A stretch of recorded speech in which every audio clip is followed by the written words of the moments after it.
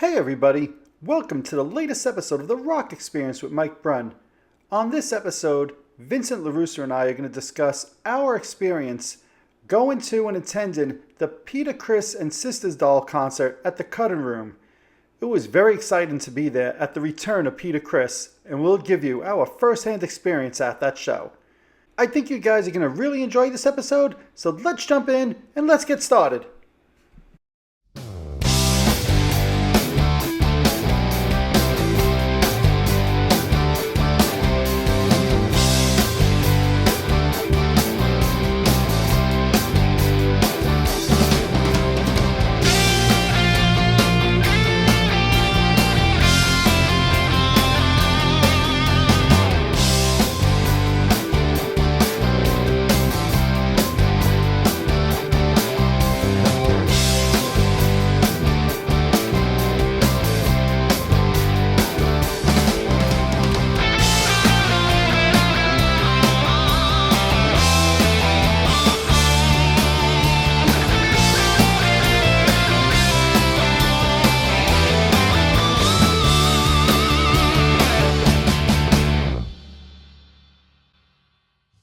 Hey everybody, welcome to episode number 189 of the Rock Experience with Mike Brunn. Today I am excited to have back with me for the 10 millionth time tonight.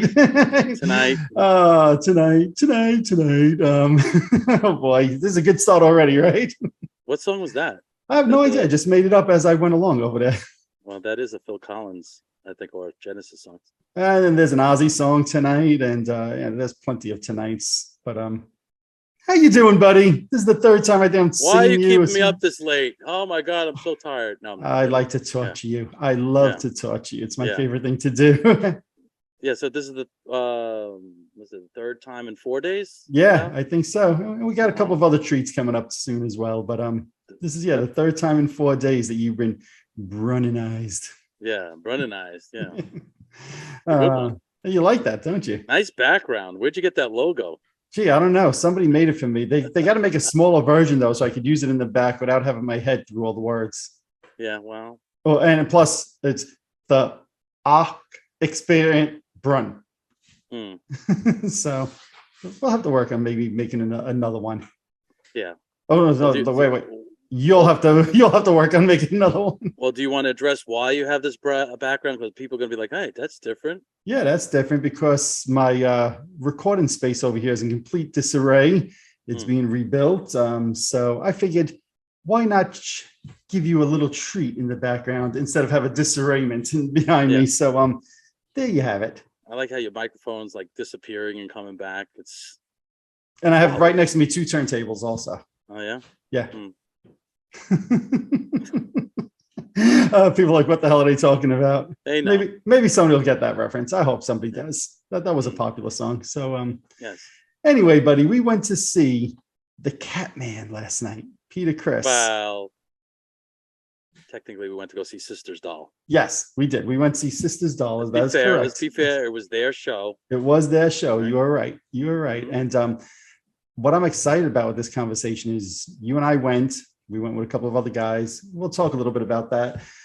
But I have no clue yet. You and I did not talk at all after the show. It was 11 o'clock. We got out. We said our goodbyes. And I haven't spoke to you at all. I don't know if you loved it, hated it, or somewhere in between. So I'm going to learn along with everybody else watching, listening, how you felt about the show. I was abandoned. You were abandoned. That's it. Abandoned. It was enough of you. I spent all day Friday at Kenobi Fest with you. That's true. And then we spent yesterday many the hour together. By 11 o'clock, I was done with you. Threw me away like a rag doll. That's right. Rag doll.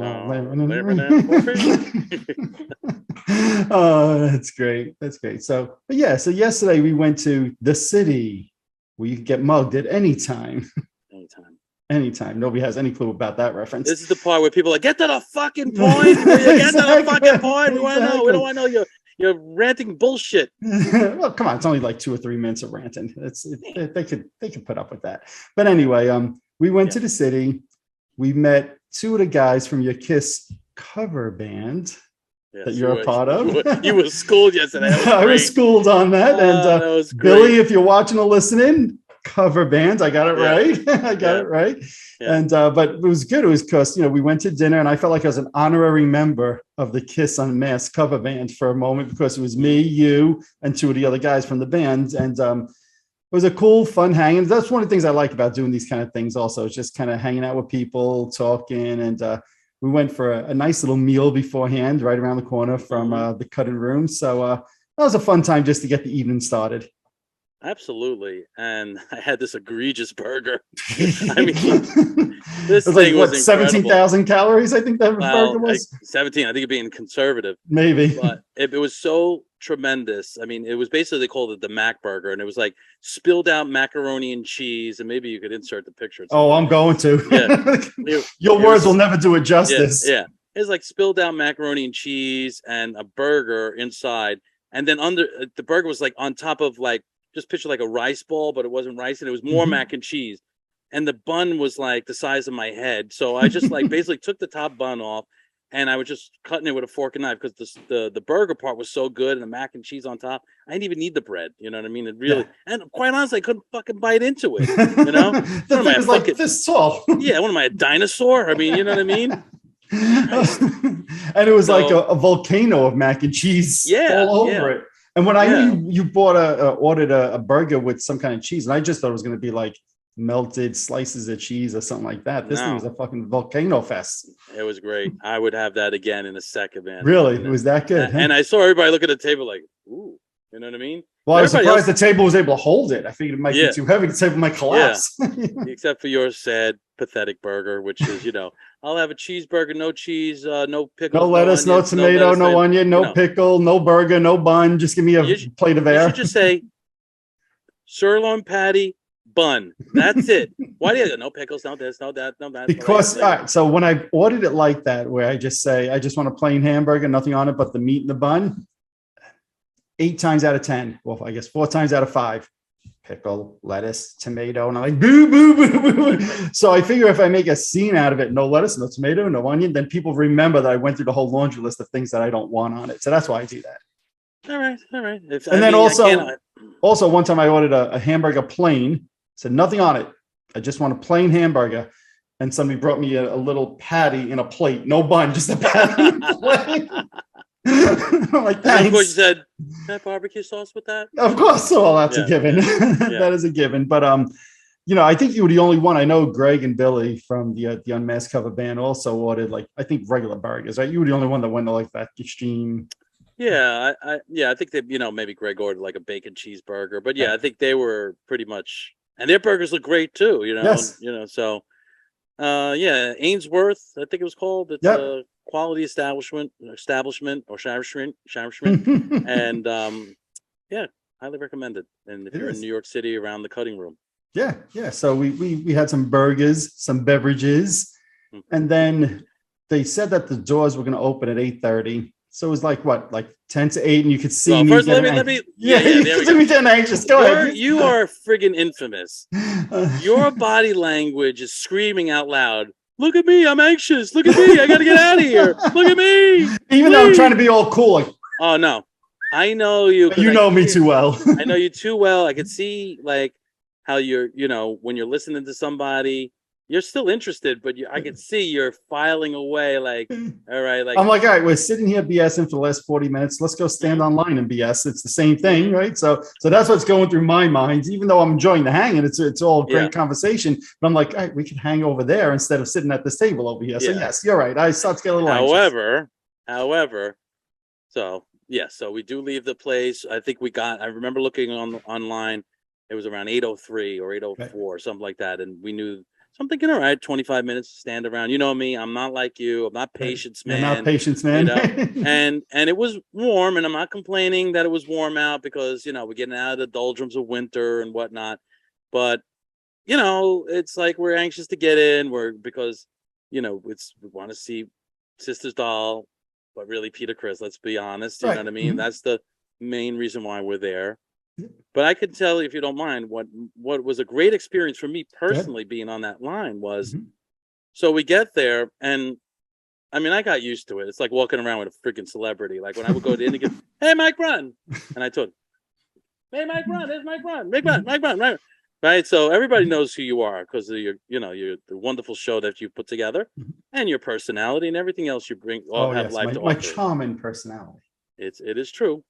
So what was really cool, I guess some of the guys also recognized Billy, and I think Billy, and they knew the Kiss Unmasked cover band. Yes. So then they were like, "Oh, it's the new Gene! It's the new Gene!" Like they recognized me. Yep. So, and at one point, I actually went to go see, like, because I'm freaking pacing, whatever. I'm getting, anxious, and I went over there, like, "New Gene, new Gene, new Gene." Not Eugene. Like, are they saying Not Eugene or Eugene? Eugene. Yeah. And then one person said chemist. They did chemist. Now you didn't hear this, like. No, I didn't know this. So I'm like, wow.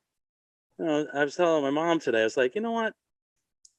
I know you're not going to want to hear this, but if I die today, I'll be happy that I was recognized as the new Gene and the chemist. You know what I mean? Out in public. Never mind what my real name is, but the fact that I got some sort of popularity. I haven't even done a gig with them yet, but that's the way. But that's, I guess, my point. The Kiss fans, Yep. They everything consuming Kiss and want to be a part of every little thing or little or big thing. And we didn't know what it was going to be. Yep. What is Peter going to do? We knew that he was doing some rehearsals.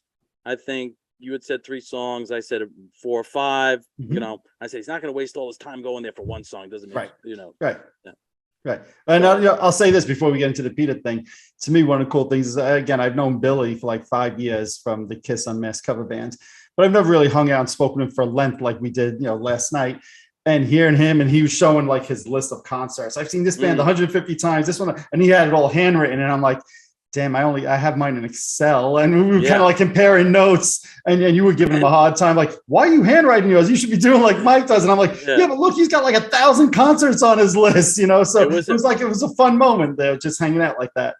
Very fun. And I also enjoyed the part where you were talking about, I know you've talked about it on your podcast, and you said you did your U2 review, and you listened, you said, I still don't get why they're, they're a stadium band. And he gave you his reasoning, which we don't have to get into all that, but it was a fun conversation. And not only we're just talking about Kiss, but we're talking about other shows he went to go see. I mean, some of his early shows was like, I don't want to put him on the spot, but it was like Barry Manilow when he was a kid, or and you were excited. You're like, oh my God, that's so cool. I saw Manilow, but it's kind of, what I love about being around Kiss fans, because nobody's judging anybody, exactly. Everybody's rooting for each other. It's a really cool vibe, you feel like you're really amongst family, and because of you and all the experiences I've had, pun intended, with you, with the vault experiences and the cruises, and like, I've kind of come into this fold or into this family of things. So it's a really, really kind of special thing, I feel, to be a part of that. I don't really feel like there's anything else like it that exists with any other band. I know there's like Beatles fans, and there's Ravenous, Grateful Dead, and that's a whole other special thing. And I'm not trying to, we're not minimizing those fan bases at all.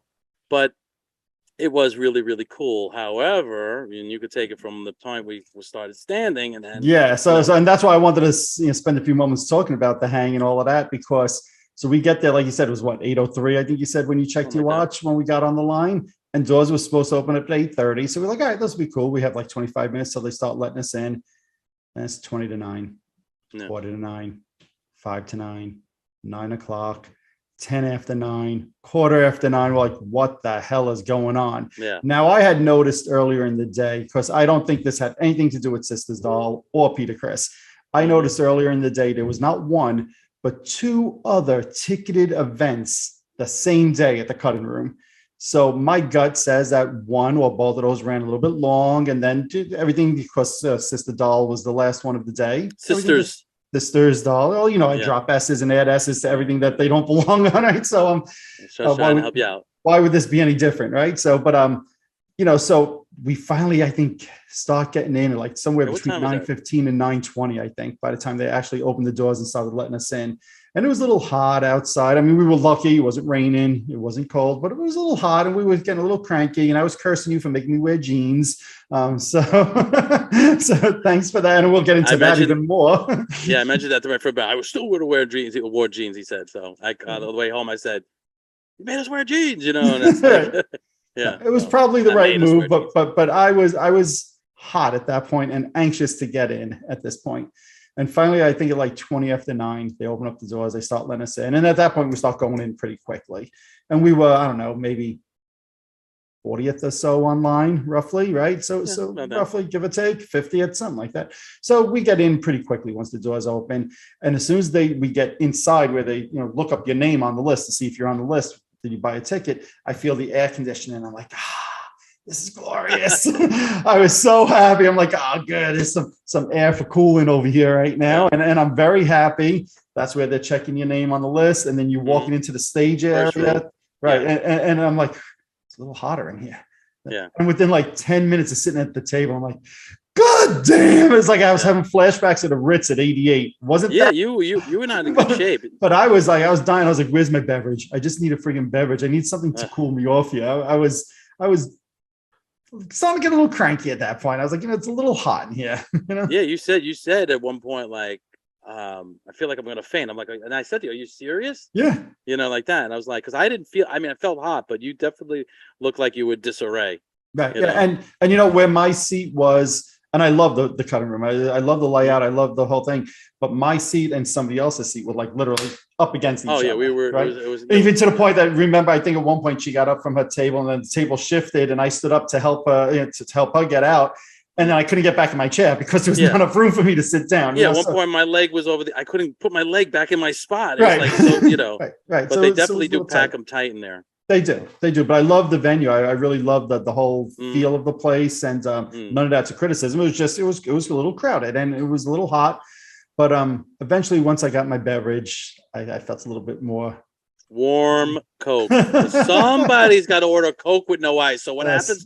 3 Cokes or Diet Cokes come to the table with no freaking ice. I'm like, oh man, freaking troublemaking Coke no ice guy. Like, he's got to have the Coke no ice. Look, it was the staff's fault, know. But the fact that you asked for the Coke with no ice, I truly do believe they messed up the restaurant, because they're like, I think this is I want a Coke. I got Diet Coke. Like, everybody got the wrong beverages because I asked for no ice. And for the record, the reason I do this, I hate watered down soda. I'm not looking to get 2 more ounces of drink in my cup or whatever. There's nothing worse than watered down soda. I'd rather it be warm and non-watered down than cold and watered down. It doesn't water down that fast. It does, unless you go.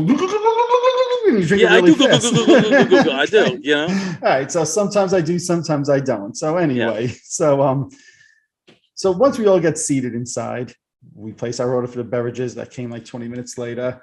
One of the things I guess I was happy about is Sister Doll came on pretty much, I felt like, right away. I didn't feel like we were in there for that long. And I'm familiar with certainly a lot of their songs. I knew certainly more than half the songs they did last night, but I think you probably, I'm going to guess you didn't know any of their songs, right? Yeah, zero. Zero. Yeah. But, since it was their show, let's just spend a few moments talking about them. I've seen them before live. They opened up for Peter in 2017. That's when I first became familiar with some of their material. And anybody who doesn't know them, I've actually had them on the show a couple of weeks ago, so you can check out that interview. Some of the nicest guys in the world. So it's super, super nice guys. And to me, like, I remember, I think it was Greg had asked me beforehand, what kind of music do they play?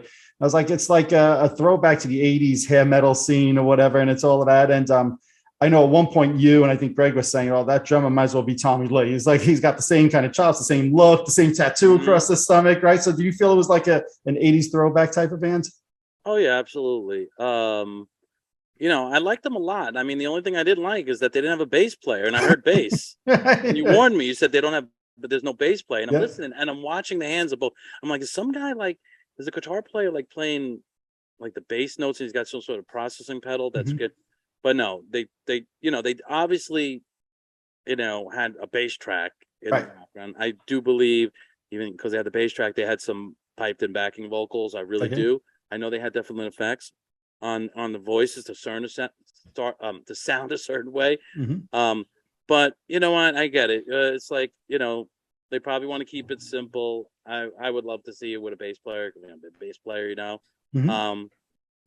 But I guess more so than that, I thought their songs, especially the first 2 or 3, were very catchy. They were instantly, I said, oh, well, this was It reminded me. I think I said to you, I feel like I'm in L'Amour's again, and it's Right. You did say 1988. that during the show. Yep. Yeah, I remember that feeling of hearing a band that I never heard for the first time and judging right away. Are these guys good or are they not so good? Right. And I think they got like really good hooks in their tunes and stuff like that.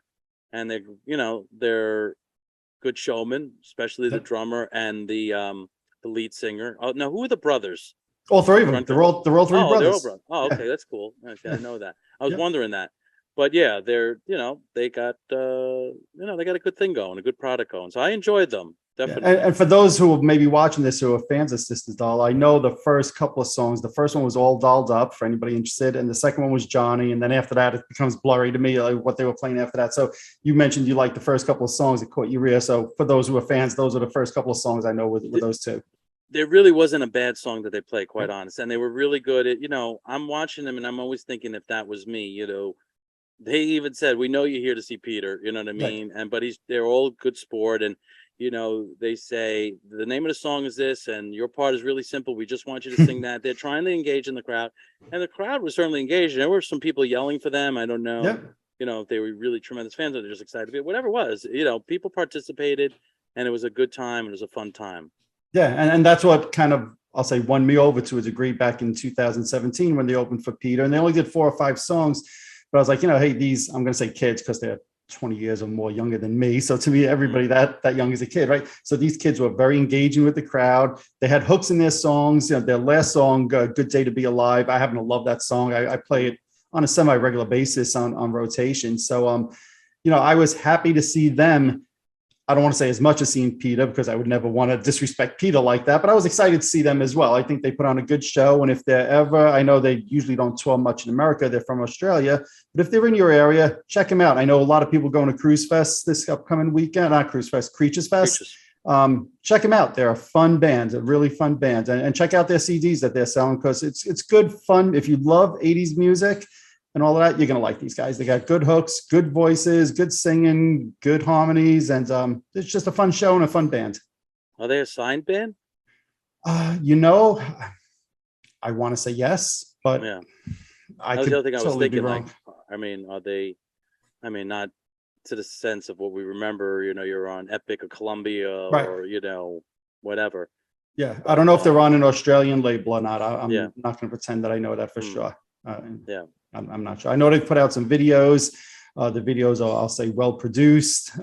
So whoever's supporting them, there's money behind the project. How about that? Yeah. Yeah. Yeah. So, but like you said, they were good sports about it. They knew a lot of people were there that didn't know their music necessarily, but was there to see Peter.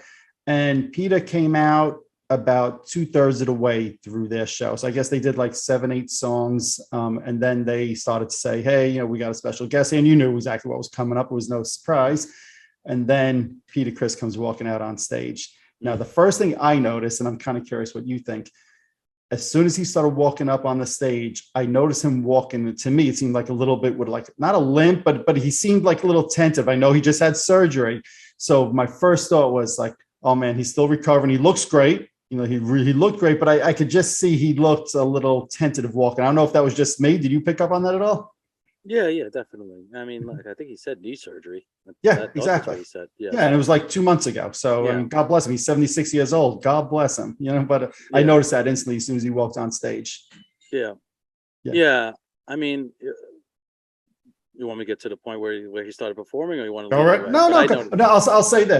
I'll say this. I give him a ton of credit, 76 years old, because I've seen some people post online like, hey, I wish he played drums. And I think that's why I wanted to bring up the fact with the knee, and he just seems a little tender walking on it or whatever. Just that, give this guy credit. He's 76 years old. He came out, he performed some songs. I'm excited about that. Would have I loved to see him play drums? Yes.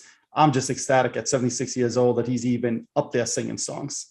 Yeah, no, absolutely. If you want me to be honest about it, there's no way I'm not bashing or anything, but you get to realize when you have a night and he's the oldest Kiss member, you get that now I'm really starting to see more. You said he looks great for his age, but you're starting to really see where, Father Time, starting to catch up with these guys and just the way, way it is. And I was wondering more about because of, the physical thing with the knee, how he was going to be singing wise and mentally how strong he seemed. Yep. And so, they start off with don't you let Don't me you let me down, down. which is a favorite of mine. And Right. he had posted that video of him doing it or whatever last year, and I thought that was wonderful. And it was a great version. I thought he sang it great, Yep. and it was very exciting hearing him play that song with the live band. But what was funny about is like you got these guys, Sisters Doll, they're doing their whole fucking thing, and then there's like bass plays like. Then he was playing the guitar player was like playing the bass. Right. Remember He changed over. Yep. yeah, but they were all like, because it's totally different vibe, Yep. I mean, what, don't you let me down? What are you gonna be like, like going through the, Well, Peter even said that as soon as he walked on stage. He's like, these guys have been playing a lot of loud stuff. We're gonna bring it down now. Yeah. And so I mean, you had never seen the 2017 show, and if I remember right, you loved "Don't You Let Me Down." I think you chose it as one of your top 3 songs on his solo album. So when he went into that, were you like, oh yeah, were you excited about that? Oh yeah, definitely. I definitely was excited, and I was definitely still thinking, all right, what's going to be next? What's going to be next? And as it all turns out, it makes logical sense of why he chose what he chose, or why he didn't choose certain songs, if you know what I mean. But we could get to that. Yep. But and then the second song was Words, which I really didn't know that song, and I actually got confused, and I knew it wasn't the song that he wrote or that Vinny wrote for, because I know you would have gotten all throwed. You know what I mean? Yes, like I was hoping one day he'd do that song. I love that song. Yeah, Tears. Yes. So, and I thought that song was okay. I was like, all right, it's not a bad song. There was many other songs I would have preferred, and then he had one more song left, and I'm like, if it's not going to be a Kiss song, because I was getting the feeling like, all right, he's not going to do any Kiss tunes. It's going to just be stuff for a solo album. I think he kind of feels like, I'm going to do my songs. That's it.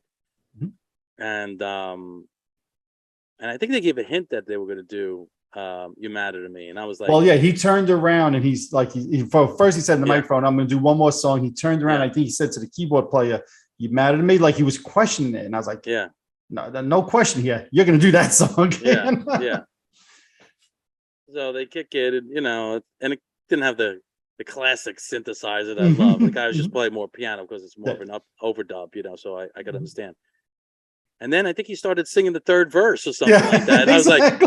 I was like, what is going on? I'm like, and I was like, oh boy, and that, again, I don't know if that's an age thing. Gene always messes up lyrics. I mess up lyrics. I mean, I think it's more of just like an excited thing.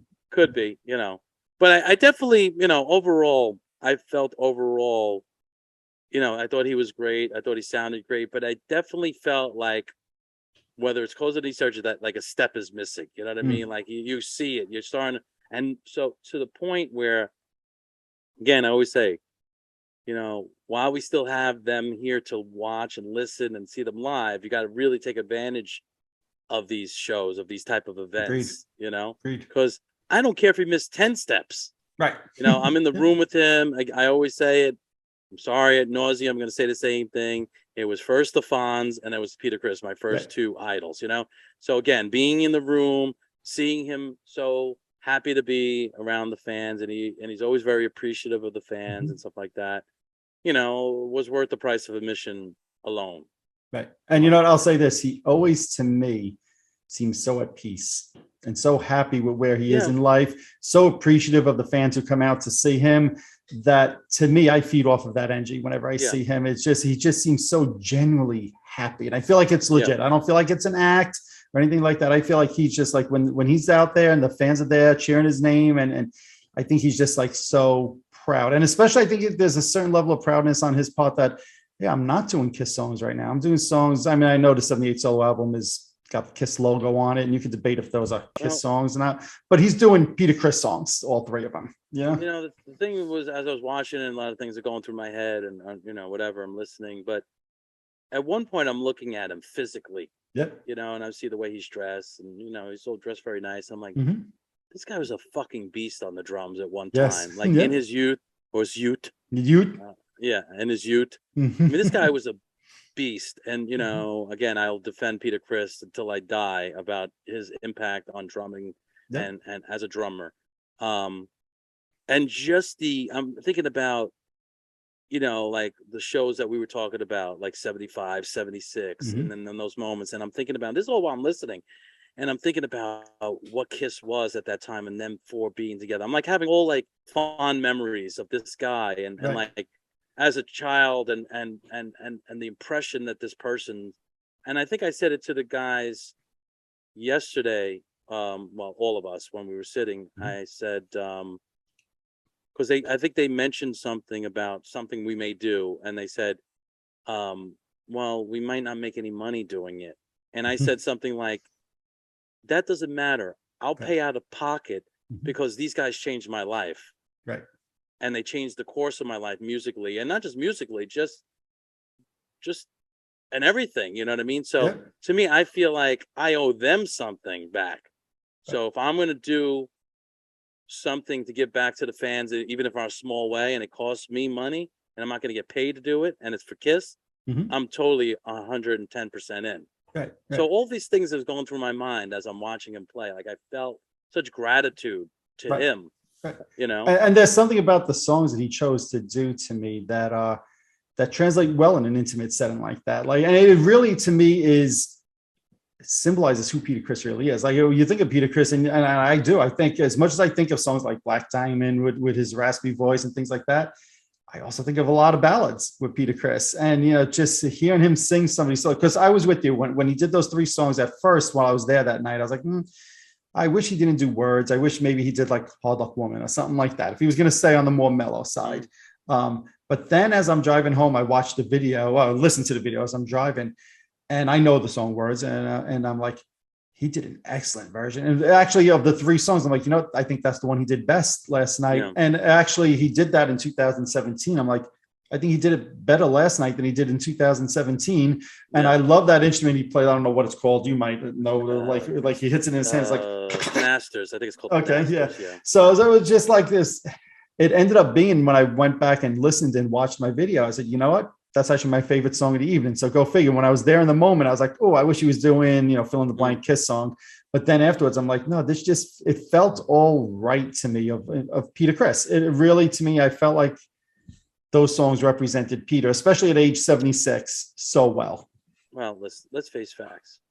Peter's album, his solo album, has never gotten really the fan. I at least for what we think, it's not the most popular. Right. It was always Ace and Paul's, and we did the album reviews, and we actually, I think after we both listened to it again, we're like, you know what? I think this album is better than maybe we thought ratings wise, numbers wise, when we broke it down. And I had that record. That was the only solo album I had. I remember all the memories, yada, yada, yada. I'll go into that. But, I think Peter probably has said to himself, you know what? I'm still incredibly proud of this record. Yeah, Kiss fans didn't understand it. This was my roots. This is the kind of music that I grew up listening to, and I wanted to create a record that was me. And so I bet you part of him in his heart may wish that it got maybe more notoriety or more recognition, where he got to really perform some of this music. So I think it's really the reason why, when you go to see him now and he's picking stuff off of the first Kiss Peter Criss solo album. And Let Me Rock, was it Let Me Rock You? Let Me Rock You was the second one. He didn't do anything from it last night, but that's the second solo album outside of Kiss. Yes. Okay. Yeah. I feel like, to the point you're making, when the 78 solo albums came out, a lot of teenagers at that time, or younger, right? We were even younger than teenagers, didn't get it, didn't understand. We knew Deuce, we knew Calling Dr. Love, we knew Strutter, we knew those types of songs. And you put on the Peter Criss album, you get I'm Gonna Love You and Don't You Let Me Down and Kiss the Girl Goodbye. It was like, Easy Thing is like, what are these songs? Tossing and turning. It just was very unkiss like. I think for some, not all, but for some fans, as we've gotten older, there's been a much greater appreciation that, at least for me, for my money, those are actually very well-written songs. They're just not the same style as Kiss albums, but they're very well-written songs, this solo album, to me. It's not only just well-written, it's well-produced. The record is very well-produced. You have horn sections. You have a lot of good stuff. If you really listen to I'm Gonna Love You and listen to the horn parts on that, listen to the backing vocals he's got on there. I think it's a great album, really. I really do. I'm always gonna love that record. I'm not gonna ever love it more than the Paul Stanley's, solo album.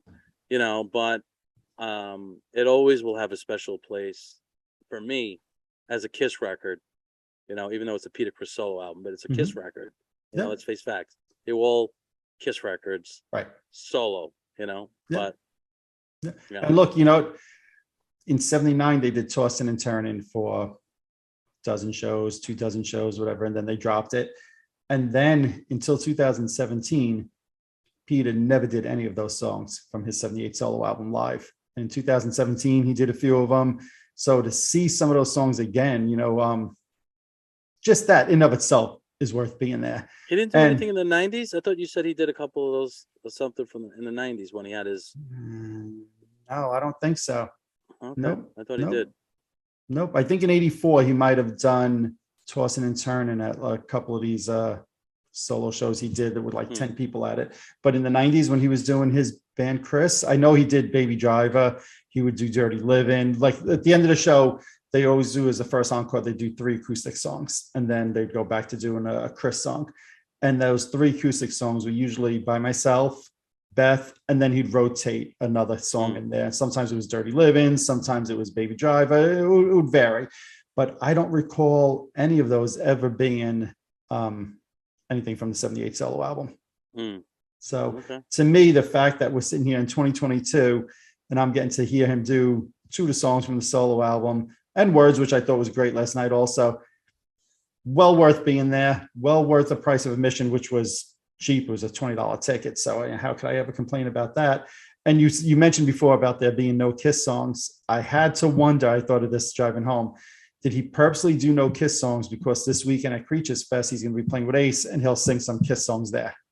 Probably. I mean, it's logical. I don't think Ace is going to be doing, that's the kind of sugar Papa likes. Exactly. Let's face it, Right. So, Right. So we'll probably get Strange Ways and those kind of songs that Peter would sing when he plays with Ace. That's my guess. Yeah. Yeah. I'm curious to see how, hear how that's going to go with the Ace thing. I saw a video recently that's another podcaster posted of Ace doing a song. I was like, talk about it. Felt like he had lost a step or two. I mean, the tempos were like, I was like, wow, what's going on here? Yeah, no, the tempos have been a little slow with Ace through no fault of his band. I can tell you that. No. It's definitely not a band. Because the tempos were slower with Scarlett and those guys also. Yeah, so. But it seemed, I think it was Rocket Ride. I was like, wow, really? This is really a little not difficult to listen to. It's just whatever. Look, I remember seeing Ace in like 2016 with my daughter. And it's funny that you said Rocket Ride because I turned to her, it was her and I went to the show together, and I turned to her during them doing Rocket Ride. I said, I never knew this was a ballad. Yeah. Because they were doing it so slow. And that was 2016. So. I think it's gotten worse. But, wow. Yeah, I don't know. But anyways, yeah. Nope. Anyway, so we'll be curious to see what Peter does with Ace this upcoming weekend at Creatures Fest. I'm excited to see that. He's going to play with Sisters Doll again. So, I'm assuming they'll probably do the same 3 songs, but I was thinking about that today. I was like, man, that would be cool if he took those 3 out and instead he did 3 other ones with Sisters Doll. That would be cool to me if he mixed it up, but I don't expect that. I don't expect that at all. I don't think that's fair to expect that. Yeah. To me, another cool thing with last night is, I think Peter let the cat out of the bag, so to speak. Right. So in July, he has these meet and greets that are scheduled at the Cutting Room 2 nights. And it's always struck me odd, like, why is he doing meet and greets at the Cutting Room for 2 days? Like, it's something that just didn't add up, right? And last night, he did make reference to, hey, I'm here with the guys here, Sisters Doll tonight, but I'll be coming back to this place in the Cutting Room with my full band. I was like, ooh. So I know as soon as the show was over, all of us, me, you, Greg, and Billy were like, what are those dates? Do we have anything planned on those dates? So it seems like those are going to be live performances in some capacity. Yeah. And you said it right. He let the cat out of the bag. Yes. Pun intended. Pun intended. Absolutely. 100% pun intended.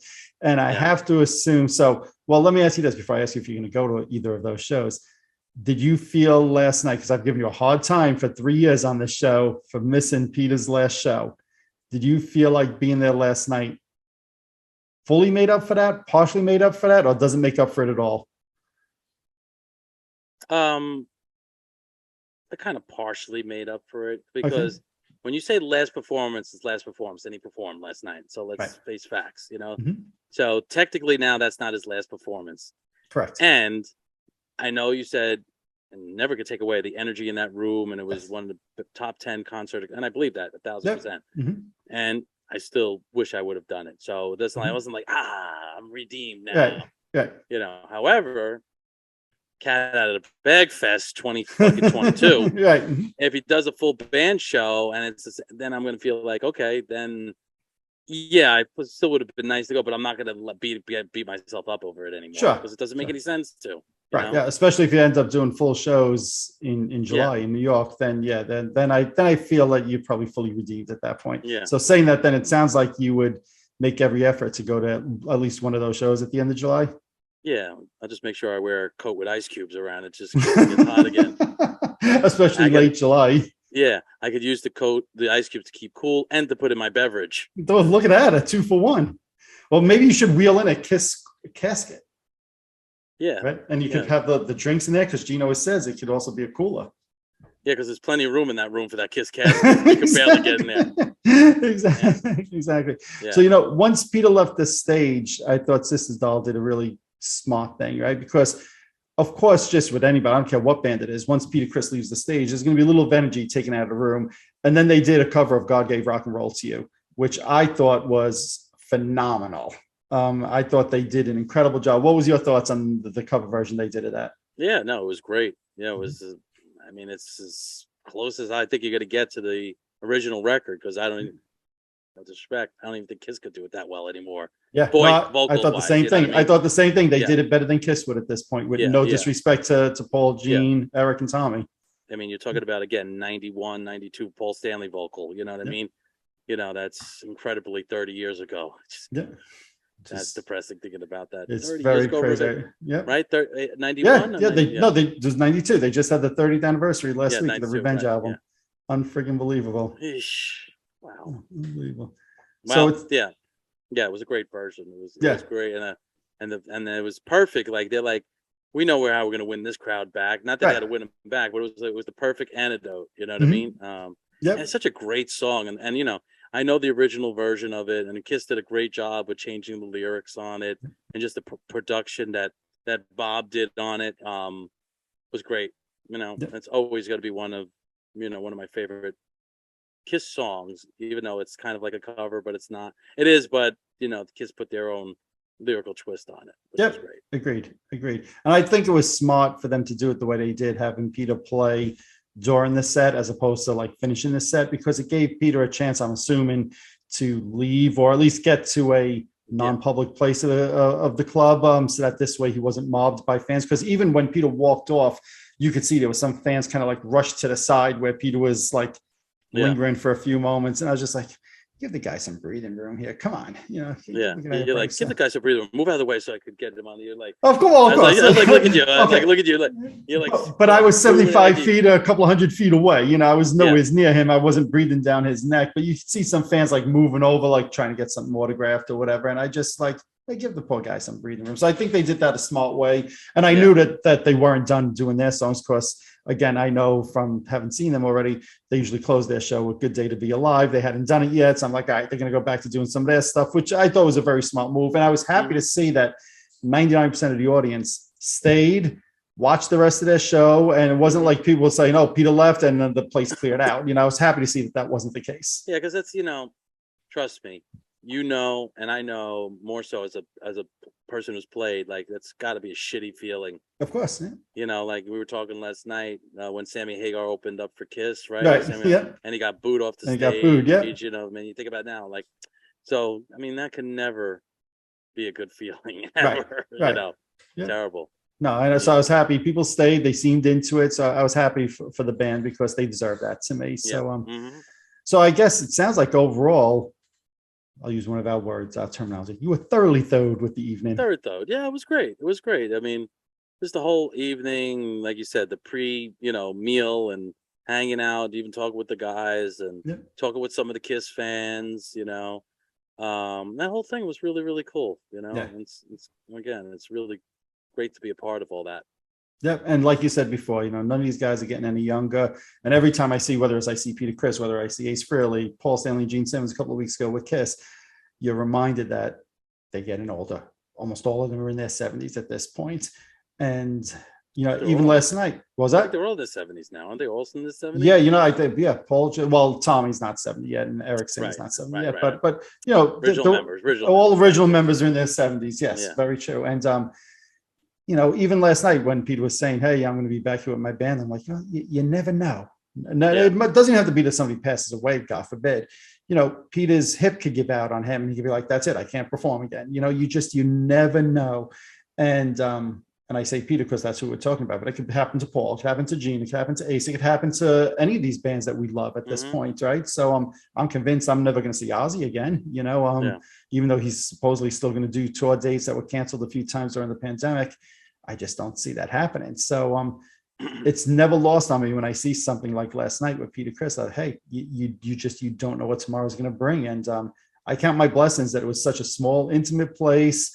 He sounded great. He looked happy. The band was great. It was a $20 ticket plus fees. How the hell could you go wrong for that price? You're seeing a freaking legend in Peter Criss, and you're getting a fun show from Sisters Doll as well. You're right. Yeah, the price was a bargain. Yeah. Yeah. So hopefully we're speculating that he's going to do those shows in July, right? It surely sounded like that, but we're speculating. Hopefully that's true. It's again, right now, backyard. How fortunate are we right here in New York to be able to do that? And, the overall impression I got from comments online that people loved Peter's performance last night. No surprise. And I feel blessed to have been there. I agree. And I'm glad you got to see your childhood idol, because I think it was 2003 was probably the last time you saw him. 2003? What, did you go to the Kiss Aerosmith tour? Oh, you mean you saw him with Kiss perform? Yeah. Is that what you're talking about? Yeah. Oh yeah, shit. Maybe you're right. Yeah, I didn't even think about that. Like last time I saw him perform. Right. If you went to the Kiss Aerosmith tour, that was 2003. That's almost 20 years ago. I didn't go to that tour.